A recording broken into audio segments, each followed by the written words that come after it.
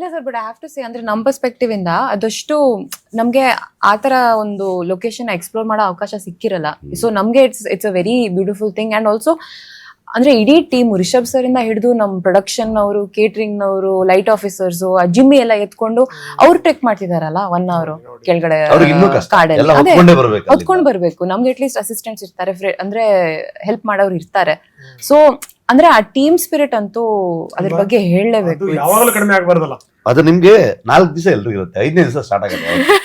ಒಂದ್ ದಿವಸ ಶುರು ಮಾಡೋದು ದೊಡ್ಡ ವಿಷಯನೇ ಅಲ್ಲ ಅದು. ಎಲ್ಲ ನುಗ್ಗಿ ಏನೋ ಹೊಡೆದಾಡ್ಬಿಡೋಣ ಅಂತ. ನಿಮ್ಗೆ ಸ್ವಲ್ಪ ನಿಧಾನಕ್ಕೆ ಊರುಗಳು ಹೇಳಕ್ ಶುರು ಆಗತ್ತೆ, ಕಾಲ್ಗಳು ಲೇಟ್ ಆಗತ್ತೆ, ಮಂಡಿ ಹೊಡಿಯುತ್ತೆ, ಏನೋ ಚುಚ್ಚುತ್ತೆ, ಕೀರುತ್ತೆ, ಏನೋ ಆಗಕ್ ಶುರು ಆಗತ್ತೆ. ಸೊ ಆ ಫಾರೆಸ್ಟ್ ಒಳಗಡೆ ಹೋಗ್ತಾ ಹೋಗ್ತಾ ಹೋಗ್ತಾ ಹೋಗ್ತಾ ಎವ್ರಿ ಡೇ ನಿಮ್ಗೆ ಒಂಥರ ಹೊರಗಡೆ ವರ್ಡ್ ಕನೆಕ್ಷನ್ ಇರಲ್ಲ. ನಿಮ್ಮ ಕೆಲವು ಅಭ್ಯಾಸಗಳಿರುತ್ತೆ. ಇಡೀ ದಿವಸ ಫೋನ್ ನೋಡೋಂಥದ್ದು, ನೆಟ್ವರ್ಕ್ ಇಲ್ಲ ಅಲ್ಲಿ, ನೀವೇನ್ ನೋಡಕ್ಕಾಗಲ್ಲ. ನಿಮ್ ಒಂದ್ ವಿಡಿಯೋ ಮಾಡ್ಕೊಂಡು ಕಲ್ಲಿಂದಂಗೆ ಇಟ್ಸ್ ಯೂಸ್ಲೆಸ್. ಎಷ್ಟಂತ ನೋಡ್ತೀವಿ, ಏನಂತ ಡೌನ್ಲೋಡ್ ಮಾಡ್ಕೊಂಡು ನೋಡ್ಬೇಕು ನೀವು ಅಷ್ಟೇ ಅಂತ. ಸೊ ಅಲ್ಲಿಗೆ ಬಂದಾಗ ಅದು ತುಂಬಾ ಇದಿತ್ತು. ಆಮೇಲೆ ನೀವು 250 ದಿವಸ, ಆ ಒಂದು ಇಡೀ 1.5 ವರ್ಷ, ಅಂಡ್ ಅದ್ರ ಜೊತೆಗೆ ಪ್ರೀ ಪ್ರೊಡಕ್ಷನ್, ಇದ್ರ ಜೊತೆಗೆ ಸೆಟ್ ಆಗ್ತಿದ್ದಂತಹ ಕೆಲವು ಕಾರ್ಮಿಕರು, ಕಾರ್ಪೆಂಟರ್ಸ್, ಪೇಂಟರ್ಸ್, ಮೌಲ್ಡರ್ಸ್, ಇವ್ರುಗಳದ್ದೆಲ್ಲ ಆಲ್ಮೋಸ್ಟ್ 2 years ಮೇಲೆ. ಕೋ ರೈಟರ್ಸ್ ನಂದು, ನಮ್ಮ ಫ್ಯಾಮಿಲಿದು, ಪ್ರಗತಿ, ಅರವಿಂದ್, ಇವ್ರದೆಲ್ಲ 3 years ಜರ್ನಿ, ಅಂದ್ರೆ 5 years ಲೆಕ್ಕಾಚಾರ ಫಸ್ಟ್ ಪಾರ್ಟಿನೆಲ್ಲ ಸೇರ್ಕೊಂಡ್ರೆ. ಸೊ ಅದ್ರ ಒಳಗಡೆ ನೀವು ಮುಳುಗೋಗ್ಬಿಟ್ಟಿರ್ತೀವಲ್ವಾ. ಸೊ ಆಗ ರೆಗ್ಯುಲರ್ ಆಗಿ ಫಿಲ್ಮ್ ಅಲ್ಲಿ ಕೆಲಸ ಮಾಡೋರು ಅಥವಾ ಈ ತರ ಫಿಲ್ಮ್ ಬಂದು ಕೆಲಸ ಮಾಡೋದಕ್ಕೂ ತುಂಬಾ ವ್ಯತ್ಯಾಸ ಇರುತ್ತೆ. ಅವ್ರಿಗೆ ಆ ಕೆಲ್ಸದ್ ಬೇಕಲ್ಲ, ಅವ್ರಿಗೆ ಏನ್ ದುಡಿತಾರೆ, ಬೇರೆ ಫಿಲ್ಮ್ ದುಡಿಯೋದೇ ದುಡಿತಿರ್ತಾರೆ. ಸೊ ನೀವು ಅದೇ ಸಂಬಳ ತಗೊಂಡು ನೀವು ಅದೇ ಕಾಲ್ ಶೀಟಿಗೆ ಕೆಲಸ ಮಾಡ್ತಿರ್ಬೇಕಾದ್ರೆ ಆ ಎಫರ್ಟ್ ಬೇಕಲ್ಲ. ಓನ್ಲಿ ಬಿಕಾಸ್ ಅದೊಂದು ನನಗೆ ಅದು ಯಾವತ್ತು ಖುಷಿ ಅಂದ್ರೆ ಇಡೀ ಟೀಮ್ಗೆ ನನ್ನ ಮೇಲೆ ಒಂದು ವಿಚಿತ್ರ ಪ್ರೀತಿ, ನನ್ನ ಮೇಲೆ ಒಂದು ಏನೋ ಒಂದು ಅವ್ರಿಗೊಂದು ಎಮೋಷನ್ಸ್ ಹಂಗಿದ್ದೀರಿ ನೀವು. ಸೊ ನಾನು ಯಾವಾಗ್ಲೂ ನನ್ನೊಂದು ಬೆನ್ನಿಗೆ ನಿಂತ್ಕೊಂಡ್ಬಿಡ್ತಾರೆ ಅವರು. ಲೈಟ್ ಹುಡುಗರು, ಪ್ರೊಡಕ್ಷನ್ ಹುಡುಗರು, ಕಾಸ್ಟ್ಯೂಮ್ ಹುಡುಗರು, ಆರ್ಟ್ ಹುಡುಗರು, ಎಲ್ಲರೂ. ಇಂಥವ್ರು ಇಲ್ಲ ಅಂತಿಲ್ಲ. ಕ್ಯಾಮ್ರಾ ಹುಡುಗರಾಗ್ಲಿ, ಏನೇ ಪ್ರಾಬ್ಲಮ್ ಆಗ್ಲಿ, ಏನೇ ಆಗ್ಲಿ ಅವ್ರು ಇದಾರೆ. ನಾನ್ ಬೈತಾನೆ ಇರ್ತೀನಿ, ನಾನು ಏನೋ ಕೂಗಾಡ್ತಿರ್ತೀನಿ, ಕೆಟ್ಟದ ಬೈತಿರ್ತೀವಿ ಆ ಶೂಟಿಂಗ್ ಇದರಲ್ಲಿ. ಬಟ್ ಅವ್ರಿಗೆ ಗೊತ್ತು, ಅವ್ರಿಗೆ ವಿದಿನ್ ನೋ ಟೈಮ್ ಹೋಗ್ಬಿಟ್ಟು ಈಗ ಏನಲ್ಲ ಅಂತ ಅನ್ಕೊಂಡು ಒಂದ್ ಹೆಗಲ ಮೇಲೆ ಕೈ ಹಾಕೊಂಡ್ರೆ ಅವ್ರಿಗೆ ಅದೇ ಖುಷಿ. ಅವ್ರ ಕೆಲ್ಸದ ಜೋಶೇ ಬೇರೆ. ಮಗ ಏನೋ ಮಾಡಕ್ಕಾಗಲ್ವಾ ಅಂತಂದ್ರೆ ಆ ಲೆಕ್ಕಾಚಾರ ಬೇರೆ. ಬೈದ್ರು ಏನ್ ಮಾಡಿದ್ರು ಅವ್ರ ಸ್ಪಿರಿಟ್ ಒಂದ್ ದಿವ್ಸನು ಡೌನ್ ಆಗ್ಲಿಲ್ಲ. ಹಂಗಾಗಿ ಈ ಮಳೆ, ಗಾಳಿ, ಬಿಸಿಲು, ಸೊ ಇವತ್ತಿಗೂ ನನಗೆ ಎಲ್ಲ ಈ ಕಾಲಲ್ಲೆಲ್ಲ ಇದಾಗಿ ಟ್ಯಾನ್ ಆಗಿರೋದ್ರಲ್ಲಿ ಇನ್ನು ಹೋಗೇ ಇಲ್ಲ.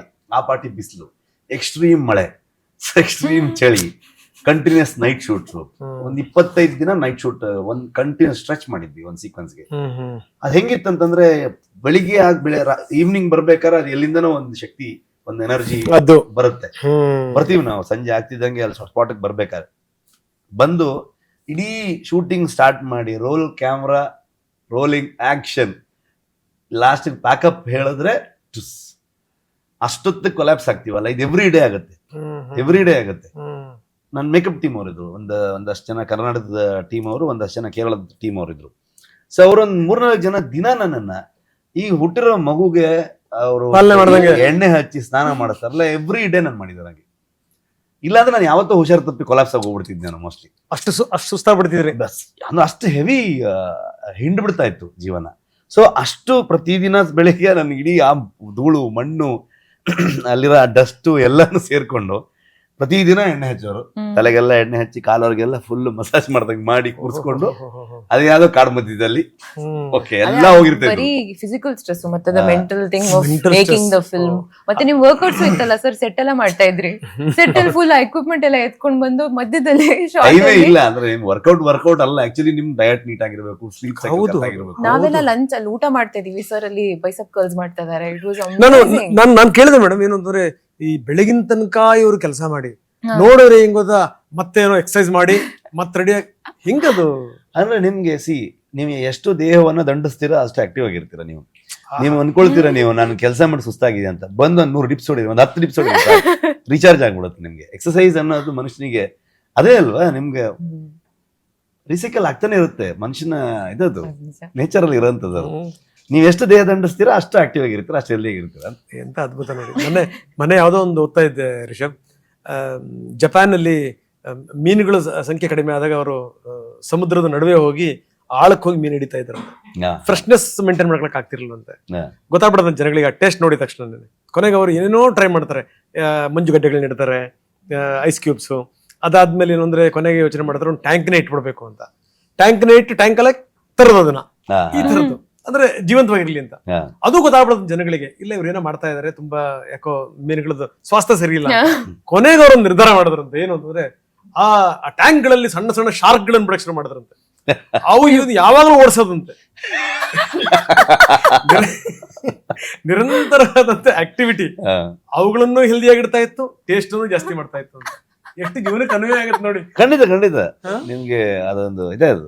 ಅಂದ್ರೆ ನೀವು ಎಷ್ಟೇ ಸುಸ್ತಾಗಿದ್ರು ನೀವೊಂದು ಸಣ್ಣ ಒಂದು 10 ನಿಮಿಷದ ಸ್ಟ್ರೆಚ್, ಒಂದು ವ್ಯಾಯಾಮ ತುಂಬಾ ಇಂಪಾರ್ಟೆಂಟ್. ಅದು ಮಾಡಿದ್ರೆ ನಿಮ್ಗೆ ರೀಗೇನ್ ಆಗ್ಬಿಡುತ್ತೆ. ಇಲ್ಲಾಂದ್ರೆ ಚಾನ್ಸೇ ಇರಲಿಲ್ಲ. ನಾನು ಒಂದು ಸೀಕ್ವೆನ್ಸ್ ಶೂಟ್ ಮಾಡ್ಬೇಕಾರೆ, ಇದೇ ಕಾಸ್ಟ್ಯೂಮ್ ಅಲ್ಲಿ ಸೀಕ್ವೆನ್ಸ್ ಶೂಟ್ ಮಾಡ್ಬೇಕಾದ್ರೆ ಟ್ರೈಲರ್ ಇಲ್ಲ, ಜಂಪ್ ಶಾಟ್ ಇದೆ, ತುಂಬಾ ಟೇಕ್ಸ್ ಗಳಾಗಿತ್ತು. ಬೇರೆ ಬೇರೆ ರೀಸನ್ಗೆ ಕ್ಯಾಮ್ರಾ ಮೂವ್ಮೆಂಟ್ ಏನೋ ಇದಾಗಿರುತ್ತೆ, ಯಾರೋ ಫೋಕಸ್ ಔಟ್ ಮಾಡ್ಬಿಟ್ಟಿರ್ತಾರೆ. ಸೊ ಆ ತರ ಪೊಸಿಷನ್ ಕರೆಕ್ಟಾಗಿ ಬಂದಿರಲ್ಲ, ಅಥವಾ ನನ್ನ ಜಂಪಲ್ಲಿ ಏನೋ ಒಂದು ವ್ಯತ್ಯಾಸ ಆಗಿರುತ್ತೆ, ಅನ್ಕೊಂಡಂಗೆ ಏನೋ ಬಂದಿರಲ್ಲ, ತುಂಬಾ ಟೇಕ್ಸ್ ಗಳಾಗ್ಬಿಟ್ಟಿರುತ್ತೆ.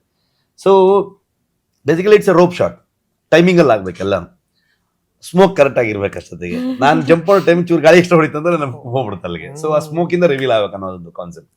ಸೊ ಆ ಥರದ ಸೀಕ್ವೆನ್ಸ್ಗಳೆಲ್ಲ, ರನ್ನಿಂಗ್ ಶಾಟ್ ಇವೆಲ್ಲ ಮಾಡಿ ಹೆಂಗಾಗ್ಬಿಡುತ್ತೆ ಅಂದ್ರೆ, ಫಸ್ಟ್ ಒಂದು 2 ದಿವಸ 3ನೇ ದಿವಸಕ್ಕೆ ಎಲ್ಲ ಕಡೆಗೆ ಇಂಜುರಿ ಆಗ್ಬಿಟ್ಟಿತ್ತು.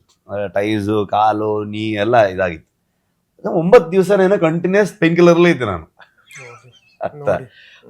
ಬೆಳಿಗ್ಗೆ ಒಂದು ಪೇನ್ ಕಿಲ್ಲರ್, ಸಂಜೆ ಒಂದು ಪೇನ್ ಕಿಲ್ಲರ್. ಆ ಪೇನ್ ಕಿಲ್ಲರ್ ಹಾಕಪ್ಪ, ಬೆಳಿಗ್ಗೆ ಫುಲ್ ಹೊಡೆದ ಫೈಟ್. ಶೋ ಪ್ಯಾಕಪ್ ಅಂತ ನಾವೇ ಹೇಳ್ಬಿಟ್ಟು ಬಿದ್ದೋಗ್ಬಿಡೋದಿಲ್ಲ.